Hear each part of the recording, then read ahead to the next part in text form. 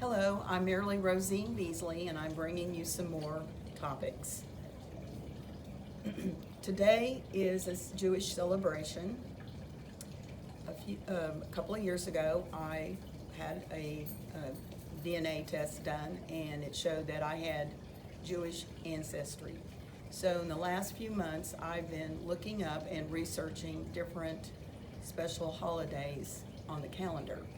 And so this evening starts, and I'm not sure I know how to pronounce it, Shavuot. It's Shavuot, I believe. And it's the Feast of the Weeks, and it's celebrating grain harvest mentioned in the Torah. So anyway, I don't know a lot about it. I do recommend that you research and look up more if you can. So that's what I do recommend. So that will start this evening. All right, so I want to bring you some other things that I've been thinking about since the last time I did this. As many of you know, I am, besides being a registered nurse, I am a certified school teacher. So I'm always looking for ideas to work with students. I was a nursing instructor for 8 years with Harris Health. That meant I was aware of the principles working with adult learners, which is a little different than it is with children. With adult learners, you have to always think about what is it that they're willing to do, why would they be interested in these topics. All right, so one of the things that they stress a lot now with children is what's called the scientific method. Now, this is not a new method. It's been around for a long time, and basically people were always observing things. When they didn't have telescopes, they were observing the night sky with their eyes, and they were noticing things, and they noticed that there were these certain constellations. They've known about this for a long time. So with children, we want to emphasize the scientific method, so they'll start thinking about what they see, what are facts, or what are maybe something is what you think is true, and you're going to develop a hypothesis and then a theory and test all of it out. So anyway, that's something simple that you could do with your children while they're at home. All right, now one of the things I like to do, because I am a nurse, a mother, grandmother, I worked a long time, several years for the Harris County Health Department, and our emphasis was wellness and prevention. And I want to talk about the importance of wellness and prevention. And I think we're going to find out with the coronavirus that many people that did well, if they got exposed to the coronavirus, they were eating very healthy food and probably exercising. And the more that we can do to take care of ourselves, exercise, eat right, don't stress too much about life, because you can't change everything about life, you manage life. So these are just some tips I want people to think about. And of course, some of you know that I've been writing to the president, sending those same emails to Houston Chronicle reporters and to others in leadership. All right, so to continue on, I want to show you a book. I bought it last summer when I was in Destin, Florida. It was at a Barnes & Noble. And I believe I paid $2 or $3 because it had one of these little bright stickers on it. It's called The Food Pharmacy. It's written by two ladies, two women who live in Sweden, and they have done a lot of research. Apparently they have a blog. This book was translated into English, and also they consult a lot with a surgeon who's in his 80s who lives in Sweden. So I have found this book extremely fascinating. It goes into it goes into some detail about the science part of it. It has a lot of food, and many of these foods are foods that you would already know. And then they also have recipes. So there's wonderful recipes in here. They talk about the importance of cinnamon and cloves. And here's a picture of cloves. They talk about kale. They talk about symbiotics, why that's important, taking vitamin D. Here's a recipe for an anti-inflammatory smoothie.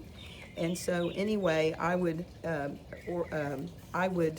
recommend that you see about ordering the book, maybe get on their blog. And also, here shows a picture early, turmeric.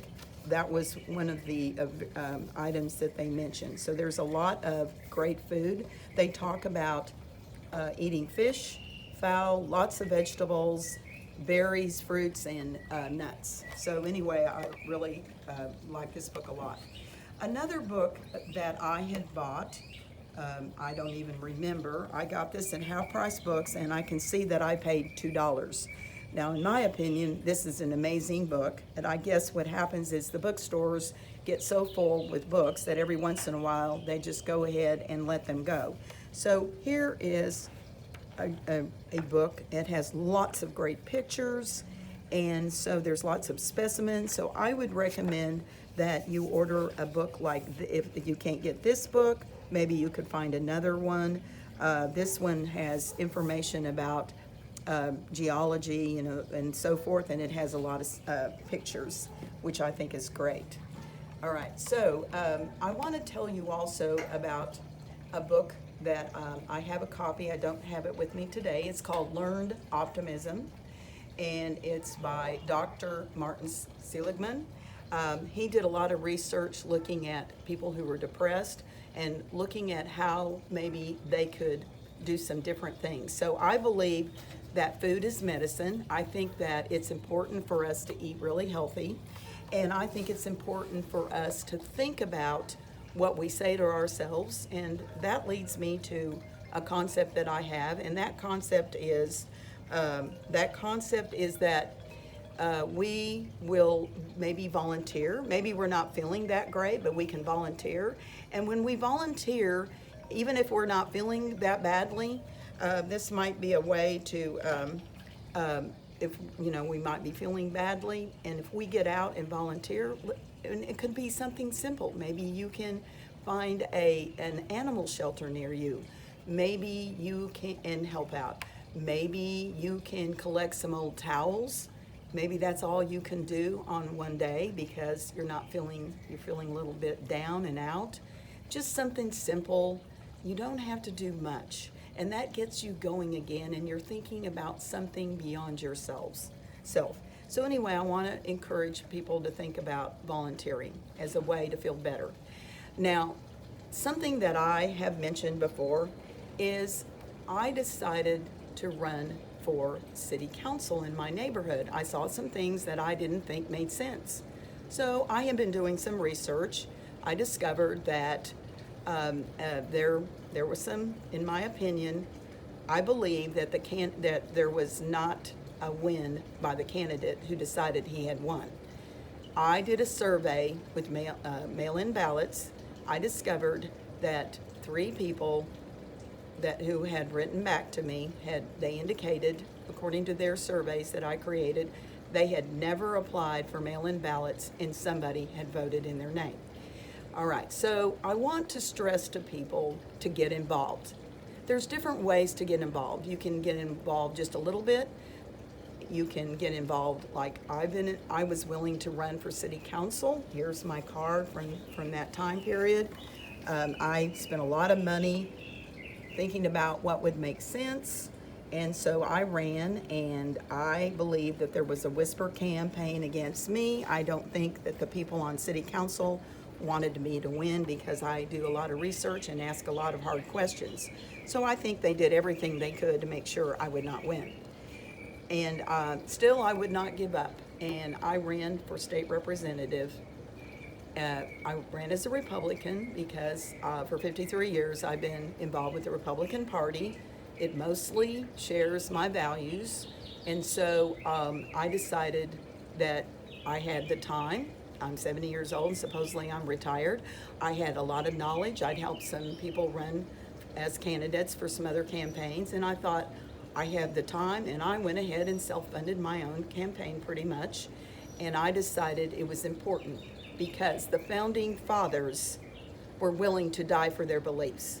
And I think that the founding fathers would be extremely disappointed if they were able to see what is going on now, because I think that we have a lot of corruption in the country with elections, and I'm concerned about that. And I think that everybody should think about what kind of country we want. And I don't like it that we're so polarized. And I think that if you live in the United States and you're from another country, as soon as you can, I think it's important to become a citizen. And you can find out what it takes to be a citizen.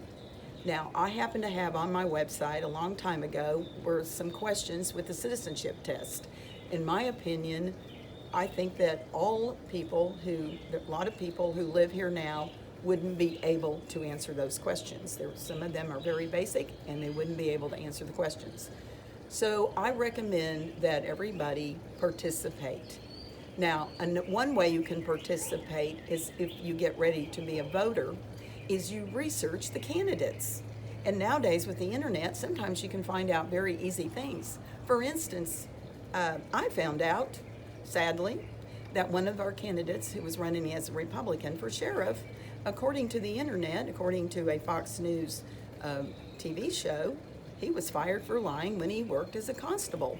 Now, I don't understand that. I don't understand why, if you had done that, why you would even want to run. And apparently he does, and it doesn't make sense to me. And currently we have a very serious problem in Jersey Village because there is the candidate who won, who I don't think won, had a very serious problem with some other things, and it's now coming to light. So I think it's important for everybody to do their research. Don't rely on your neighbor says, oh, well, I met the person and I like them. Yes, we can like somebody, doesn't mean that they're really the person we want to choose. I've seen these wonderful glossy pictures of candidates with their family. They're all smiling, and they're saying they hire these expensive campaign consultants, and they help prep them, and they tell them what to say. And sometimes you read the stuff and you realize it doesn't say much.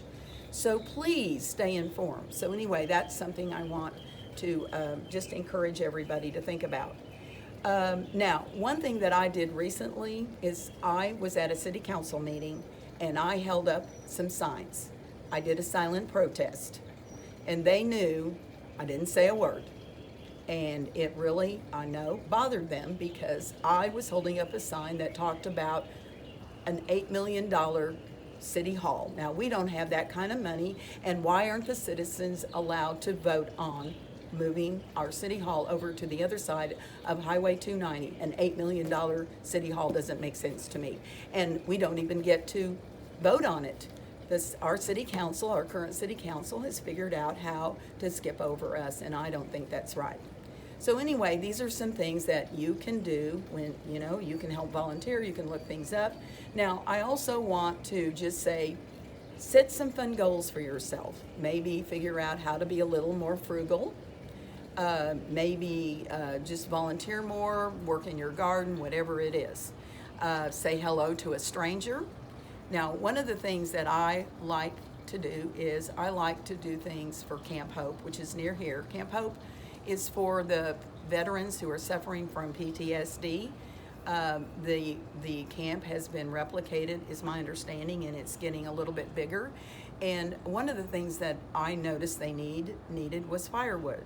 And so what I did is I went around in the mornings before the garbage men came, and I picked up bundles of sticks, and sometimes they were bigger than sticks, put them in the back of my truck, drove them over to Camp Hope, and maybe sometimes I even did it twice.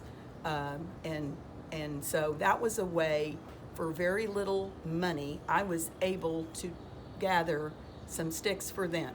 So that was, all I had to do was pay for the gas in my truck, and I live close to Camp Hope, and the oil and maintenance for my car. So I was able to keep the sticks out of the landfill for Jersey Village and donate. So I think it was a win-win.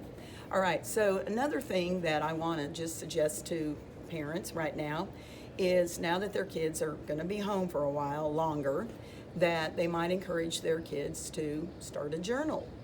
Maybe their kids could start a newspaper, maybe a blog type thing, a newsletter. Maybe they could write down stories, that they could make up stories, or write down stories that they listen to others in their family, and start documenting the stories of people around them. I mean, they could create complete news stories and write a book. My granddaughter did that. She wrote 3 books when she was in about 5th grade. So these are things that to keep them busy with things that I think matter. These are ways to practice their writing skills. You never know. I mean, maybe they're writing down the stories of their family members, their grandparents, uncles, aunts. They might find out amazing things about the family. So these are things that they can do over the summer. They don't take a lot of time, or however much time they want to. Now, I also want to encourage everybody to get their kids to practice multiplication facts.